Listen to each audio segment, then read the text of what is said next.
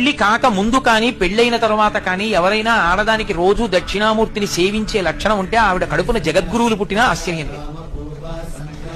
శృంగేరి పీఠాధిపత్యం వహిస్తున్నటువంటి భారతీ తీర్థస్వామి వారు వాళ్ళ అమ్మగారి కడుపున ఎందుకు పుట్టారో తెలుసా? ఒకసారి నేను శృంగేరి వెళ్ళినప్పుడు హరిప్రసాద్ గారు నన్ను భారతీ తీర్థస్వామి వారి అమ్మగారి దగ్గరికి తీసుకెళ్లారు. ఆ మహాతల్లి ఎంత ప్రేమైకమూర్తో నిజంగా. ఆవిడ జగద్గురువులకు తల్లి. ఆవిడ నా క్యాసెట్లు వింటుంటారట. అంతకన్నా నా జన్మకి ఇంకేం కావాలి, సౌభాగ్యం. ఆవిడ నాతో మాట్లాడుతుంటే నేనన్నా, అమ్మ ఒక్క మాట చెప్పండి చాలు, జగద్గురువులు మీ కడుపున పుట్టారంటే ఏదో ఉంది, మీకు తెలిసి ఏం చేశారమ్మా, ఇది కారణం బహుశా. ఏమంటే శృంగేరికి పీఠాధిపత్యంలో కూర్చోడం అంటే మాటలండి, అది సార్వభౌమ పీఠం.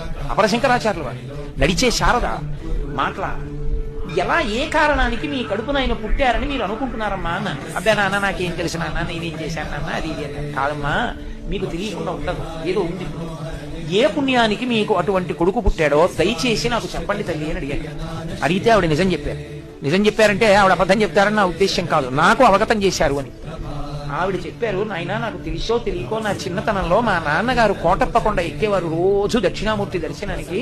మా నాన్నగారితో పాటు పరిగెత్తుకుంటూ కోటప్పకొండ ఎక్కి దక్షిణామూర్తికి నమస్కారం పెట్టి వచ్చేదాన్ని.